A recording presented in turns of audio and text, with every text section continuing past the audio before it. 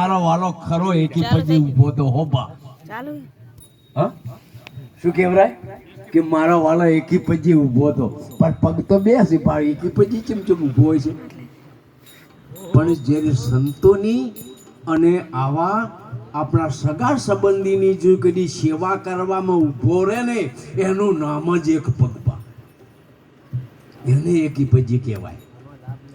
હા, સેવાનો લાભ જે લે ને એ ખરી પજે એકી પજે એ ખરી પજે ઊભો રહે એનું નામ જ એક પગ કહેવાય.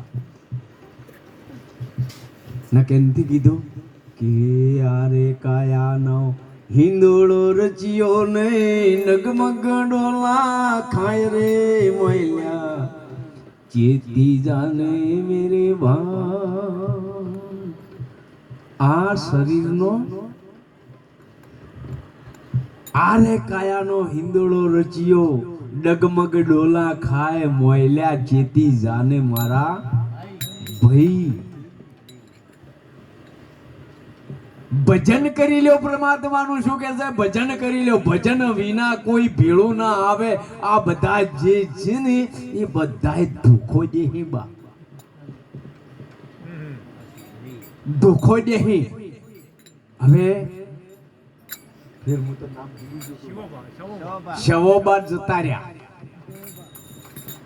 શવોબા આપણે હમણાં થોડા દેર પહેલા એમનું શરીર પંચ તત્વનું હતું અને આજે સગુણ સ્વરૂપે નહીં, બાકી તો સીજ પણ જે આ દેહનું જે સગુણ સ્વરૂપ કહેવાય ને એ નહીં. એટલે એને તમે જુઓ તો રળી રળીને ધન ભેળું કીધું. હા, રળી રળીને ધન ભેગો કીધું. આબા લીન કોઈ ગયા? આ એમના જે દીકરા છે પોપટભાઈ ને બધાએ એમની જે વારસા હક હશે ને કદી 25 રૂપિયા બેંકમાં કદી જમે કર્યા હશે ને તો આ લે. અને આ જે જમીન બાપાના નામે હતી, ભાના નામે, અને હવે તમે જો વગર દસ્તાવેજ એ નોમે થઈ જાય એના પરિવારમાં.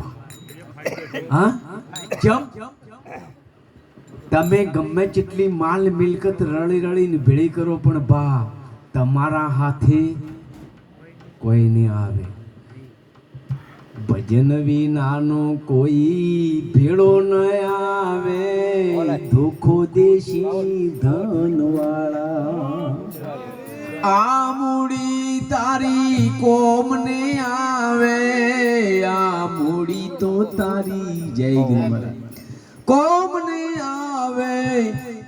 એ ધોખો દેવી ધન વાળા સમાજ મન હજુ ફેરી લે માળા. આ પરમાત્માનું ભજન કરવા જેવું છે ભા. કારણ આપણે જ્યારે આપણી માના ગર્ભમાં ઉદરમાં હતા બધા ઊંધે મસ્તકે તે દિવસે આપણે બધાની પરમાત્માનું ભજન કબૂલીને આયા છીએ અહીંયા બા કે હે પરમાત્મા આ જઠરા અગ્નિમાંથી તું મને મોયથી મુક્ત કરે. હું તારું પરમાત્મા ભજન કર્યું બા. અને જ્યારે જઠરા અગ્નિમાં જુગતી રાશો નવ માસ નિરાધાર. જઠરા અગ્નિમાં જુગતી રાશો નવ માસ નિરાધાર. અસ્તુતિ કીધી અલબેલાની. પછી બાર ધર્યો અવતાર માયામાં મોઈને. પછી બા જગતની માયામાં મોયા. અને એ વખત શું કીધું બા? પરમાત્માએ જન્મ આલ્યો શું કીધું? બાર આયા એટલે પછી શું કે તમે જુઓ પગ માથે ફરી ગયો કે તું હોય હું હોય તું અહીંયા હું હોય તું અહીંયા. હવે મેળ નહીં પડે કે કોઈ વધો નથી બેટા આવશો મારા કામે. શું કે છે પરમાત્મા? આજ ભલે તમે મને છેતરી ગયા પણ આવશો. અને આ પરમાત્મા શું કે છે ખબર છે? કે જો જેની મેં બનાયા ને એ આ માને બનાવવા માંડ્યા છે. આ કેટલા દાડા ચાલશે બા? હા, પરમાત્મા કોઈનો બનાવ્યો બને એમ નહીં બા. કીધું છે કે તમે જે કરો એ ઓઠે ઓઠે લગાય ધર્મરાજાના ચિત્રગુપ્તના પત્તાને પોને પોને બા. ચિત્રગુપ્ત છે ને બા, એના ધર્મરાજાના પત્તાના પોને પોને લખાય બા. તમે કરો ઓઠે ઓઠે લખાય પત્તાને પોને પોને. જેના હાથમાં તેરી છુપાઈ ક્યાં છુપે, જેના હાથમાં જીવન મરણ કી દોરી. આ તો પરમાત્મા આપણો બનાયો નહીં બને એમ, આપણો ક્ષેત્રાયો નહીં ક્ષેત્રે એમ બા. આ વિશ્વનો દાતાર છે, આપે અને બનાવી ન ક. અને હવે આપણે બીજી વાત કરીએ. હમણાં આપણે ઘણા સંતો હું એ ભેળો હો બા, એવું ન કહેતા રાજાજી તમે ગયા તા કાશી ને ગંગાજી ને દ્વારકા ને એની હોય ને, હું એ જોતો હો બા. કોઈ એમ ન માનતા, પણ જો કોઈ કાશી જાય, ગોકુળ જાય, મથુરા જાય, આ બધા હેડ્યા. જ્યારે પરમાત્માએ આ સૃષ્ટિની રચના કરી ને બા, એ દિવસે તમામે તમામ જીવો જંતુઓ, આ તરવર, આ ઝાડ બધા બનાયા ને, અને હવના પશુ પક્ષી પ્રાણી બધા બનાયા. એના પાસે મનુષ્ય બનાયો બા. હવના ચેડે મનુષ્યને બનાયો. અને મનુષ્ય બનાવી અને પરમાત્માએ શું કીધું, આ બે જણાને વિચાર કર્યો કે આપણે હંતા કુકડી રમા. આપણે પેલા નાના હતા રમતા ને બા, કે આપણે હંતા કુકડી રમા. કે હેડો બા આપણે હંતા કુકડી રમીએ. તો પરમાત્માને મનુષ્ય કીધું કે પેલો વારો મારો. કે હેડ ભાઈ પેલો વારો તારો. અને ચેડે ભગવાનનો વારો રાખ્યો બા. એટલે મનુષ્ય જે મનુષ્ય બનાવ્યો હતો ને પરમાત્માએ, પોણી જઈને હંતોણો બા. હવે જગતનો નાથ તો યંત્રયામી છે ને, તો ખબર પડે ને તમે જો હંતોણા છો શું કરો, ખબર પડે કે ન પડે? પડે. હવે પરમાત્મા પોણીમાં એને ગોચીને બાર બાવડે પકડીને લાયા ભાગ્ય. હવે કે પ્રભુ તમારો વારો. હવે પ્રભુ એવો હંતોણો છે કે આજ દાડા સુધી કોઈ નથી જડ્યો. આ રાજાજીને કાશી ગયા તા પણ જડ્યો. આ દોટ મોડી છે બાપા. જો કોઈ કાશી ને કોઈ ગોકુળ ને કોઈ મથુરા ને કોઈ હરદ્વાર, આ દોટ મોડી છે પણ હજુ સુધી કોઈને જડ્યો નથી. અને જડ્યો છે કેને જડ્યો છે? મહાપુરુષો સંતોને જડ્યો છે બા. પરમાત્મા હંતોણો છે ચોયબો, જો હંતોણો બા. આ મનુષ્યના મોય હંતોણો બા ચોય બહાર ઉડો તો આપણે બધા. અને હંતોણો છે મનુષ્યના મોય. હવે બા આપણે બાર દોટ મોડી છે ચોય મેળાવશે નથી કીધું? અરે ગોકુળ જાવો, મથુરા में જાવો, જાવો કાશી ને કેદારો. આત્મ રામ ને જાણ્યા વિના ભાઈ, આત્મ રામ ને જાણ્યા વિના તમે ભટકી મરો રે ધામ ચારો. સાધુ ભાઈ ગુરુ વચન ને વિચારો. આ ગુરુ વચન ની વાત કરી છે. તમે તમારા મોય ગોતો બા. બાર ડોટો મારવાજી મેળ પડે એમ નહીં બા. આપણે હવે સીધી વાત બીજી કરીએ બા. આપણે માતાજીની જાતરો બધાને કરીએ છીએ ને બધા બેઠા છીએ ને આમાં ભુવાએ છીએ બા. બેઠા આમાં ભુવાએ છીએ બા.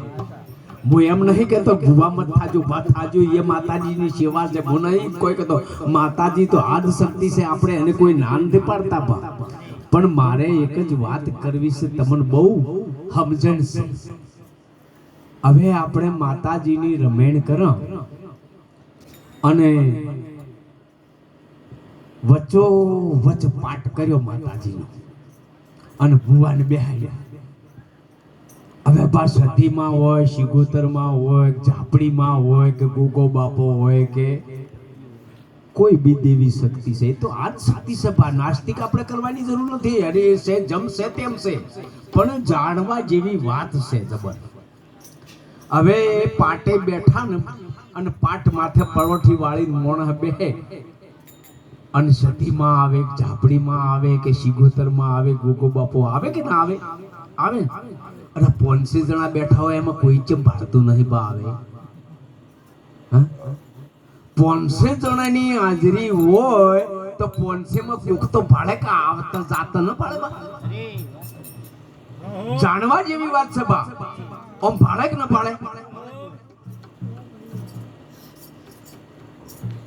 એ ભૂવો ઉભો છો એટલે કે માતાજી છે જોઈ જબા આ પોનસે ની હાજરીમાં કોઈની પોનસે માં એકની ભાલે તો નહીં. આ તો બોલ્યો ભૂવો ને દુનિયો ભૂવો. પણ વાત એમ નહીં બા. વાત શું છે? હાથ શક્તિ છે. તમને માતાજી માથે એટલો વિશ્વાસ હતો તો માતાજી તમને બધો પૂર્યો. તમારી આજ શક્તિ તમારા અંદરથી પ્રગટ થઈ. માતાજી કોઈ મંદિરમાંથી ના આવે બા, એ તો તમારા મોંથી પ્રગટ થાય. એમ પરમાત્મા તમારા મારા મોંથી પ્રગટ થાય. આ પરમાત્માનું સ્વરૂપ છે બા. આજ શક્તિ છે. કોઈ માતાજી છે એ આજ શક્તિ છે, અંદરથી પ્રગટ થાય બા. કો બહારથી જોઈથી નહીં આવતી બા. તમારી જે ઉર્જા શક્તિ છે, તમારામાં જે શક્તિ છે ને એ જ પ્રગટ થાય, બીજી ન પ્રગટ થાય. એ માતા અંબાજી કો, ચામુંડા કો, મેલડી કો, કાલિકા કો, જે તમે જે તમારી શ્રદ્ધા જે છે એ ભગવાન કૃષ્ણએ અર્જુનજીને કીધું હતું કે અર્જુન અણુ અણુમાં હું છું, અણુ અણુમાં હું છું, અણુ મેરુમાં. અણુ મેરુ એટલે બધામાં કોઈ વસ્તુ ખાલી નહીં, બધે મારો જ અંશ છે. પણ કે જેનો જેવો ભાવ. હવે આપણે સતીમાં કરો તો સતીમાં જ પ્રગટ થાય ને, અને ગોગો બાપો કહો ગોગો બાપો કો પ્રગટ થાય, અને રામ રામ કરો તો રામ કૃષ્ણ પરમાત્મા પ્રગટ થાય બા. એટલે કે અર્જુનજીને કીધું કે અર્જુન જેનો જેવો ભાવ હશે એવો હું પ્રગટ થઈને એને દર્શન આપ્યું. એટલે તમારી આ તો તમારી શક્તિ તમારો જે ભાવ હોય પ્રગટ થાય બા. માતાજી કો કે તો ભગવાન કો બધું સ્વરૂપ પરમાત્માનું છે. માતાજી એ આદિ શક્તિ છે. માતાજી છે વિષ્ણુ નારાયણ આદિ નારાયણનો અર્ધાંગની છે બા. પરમાત્મા હવે આપણને આ સતી સિગોતર માતા બધે જે કોઈ જ્યારે રાજા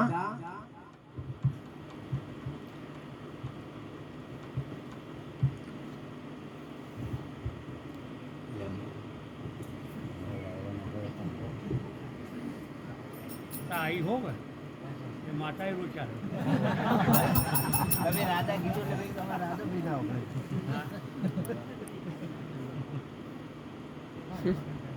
હા દક્ષ પ્રજાપતિ. એટલે પ્રજાપતિમાં ભેળા બેઠા બોલતા કેમ નથી?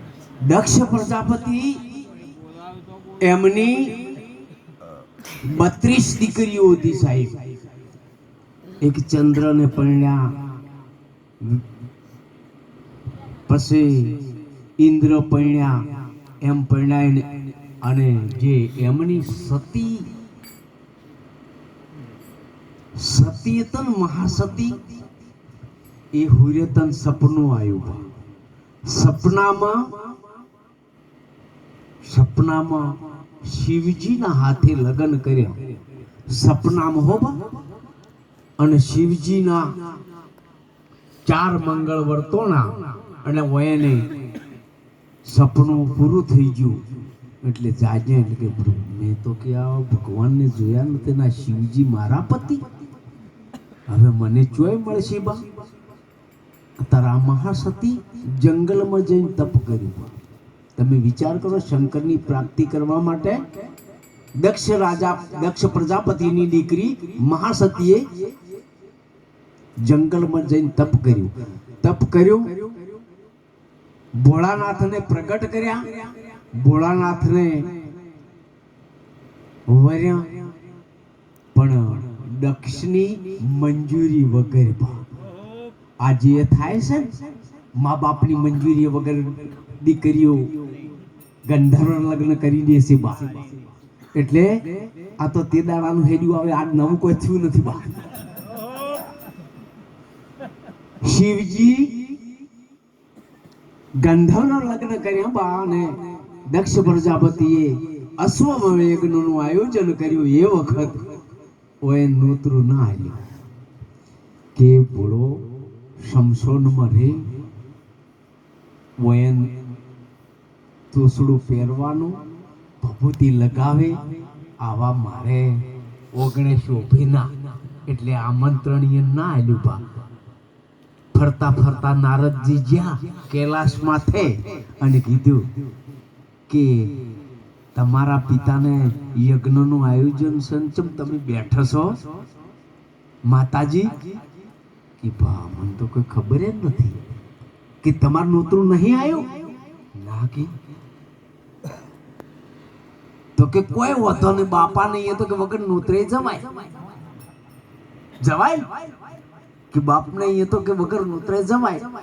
એટલે ભોળાનાથ કન મહાસતી જ્યો કે પ્રભુ મારે મારા પિતાને એ યજ્ઞનું આયોજન છે, મારે જવું છે. કે સતી કોઈ જાવું નહીં બા, રહેવાય દો, વગર નોતરે આપણે જવાય ના. ના કે બાપને અહીંયા હોય ને આપણને નોતરું શું હોય વળી જાવું પડશે, મારે જાવું. કે કોઈ સતી જાવું નહીં બા, રહેવાય દો. ના કે જાવું છે, તમે હેડો. કે હું ના આવું વગર નોતરે. ભોળોનાથ ના જાણ મહાસતી જ્યાં જોયું યશ્વમાં યજ્ઞનું સાધુ બ્રહ્મા વિષ્ણુ મહેશ આ બધા દેવી દેવતા આવીને હવના આસન બધા બેઠા અને જોઈ ફરી જોઈ ભોળાનાથનું આસન નહીં, દેવોના દેવ મહાદેવ સત્ય એમનું આસન નહીં. એટલે સતીએ જોઈ વિચાર કર્યો અને એમના પિતાને એમની માતાજીને કીધું કે મારા પતિનું કોઈ આસન નથી, નોતરું કેમ નથી? એટલે દક્ષ પ્રજાપતિ ના બોલવાના વેણ બોલવા માંડ્યા ભા. આજે તો કદી માવિતર એમના પતિને માં કે બાપ અપમાન કરે ને તો બાઈ રાજી થાય છે. માંડનું પાડ્યું બારો, ખોટી વાત છે કે જેવું માંડનું પાડ્યું અમે હરખા નતા રહેતા. અને એ દાડે માટનું પાડ્યું ને સતી યજ્ઞ કુંડમાં ઉમાઈ ગયો બા. તમે વિચાર તો કરો, યજ્ઞ કુંડમાં ઉમાઈ ગયો અને ગણો હતા બધા કૈલાસ પહોંચ્યા. પ્રભુ મહાન અનર્થ થઈ ગયો. કે શું? કે સતી મહાયજ્ઞમાં ભસ્મ બળીને થઈ ગયો. એ વખત વીર ભદ્ર એક મહાદેવે માથાનો વાળ તોડ્યો ને એટલે એનો વીરભદ્ર પ્રગટ કર્યો બા. અને એના દક્ષ રાજાના હોમે યુદ્ધ કર્યું. દક્ષ રાજાની આખી સેના ખતમ કરી નાખી. દક્ષનું માથું વાટી નાખ્યું બા.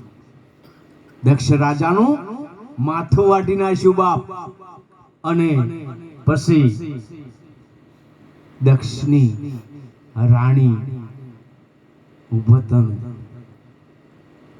કે હવે મારું વાલું શું થાય? દક્ષને માર્યા. હવે તરકી એમ કરો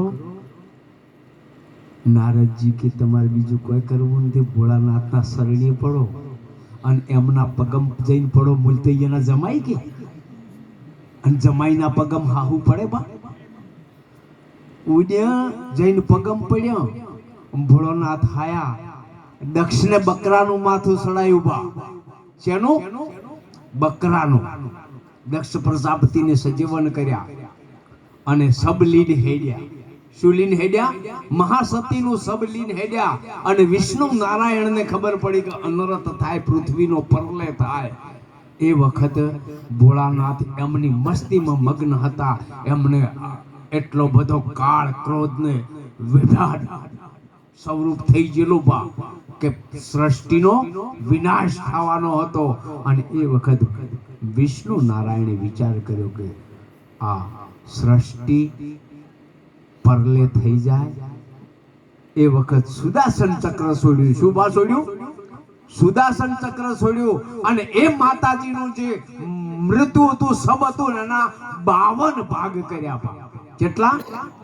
52. અને જ્યાં જ્યાં એ માતાજીના સબનો જે એક એક અંગનો ટુકડો પડ્યો ને એવી આ 52 શક્તિપીઠ પ્રગટ થઈ બા. અંબાજી કો, મહાકાળી કો, મેલડી કો, જે કોઈ આડનું નહીં બા. આ પાર્વતી અરે મહાસતીના સબમાંથી 52 શક્તિપીઠ પ્રગટ થઈ છે બા, અને એના પછી પાર્વતી જન્મ લીધો બા. એના એ સ્વરૂપમાં હેમાચળ રાજાની પુત્રી પાર્વતી અને દક્ષ પ્રજાપતિની મા સતી. આવી વાતો છે બા. આહા, માતાજીને આપણે કોઈ નાસ્તિક કરે તો પરમાત્માએ શું કામ આ મંદિરો અને બધા જગતે મંદિરો બનાવ્યા હશે બા? આપણાથી નાસ્તિક ના થાય તો આદ શક્તિ. અને બીજું કુબા, જે પુરુષોએ નહીં કર્યા એ કામ મહાસતીએ કર્યા છે. તમે વિચાર કરો બા. હા, આદ શક્તિઓ જેવા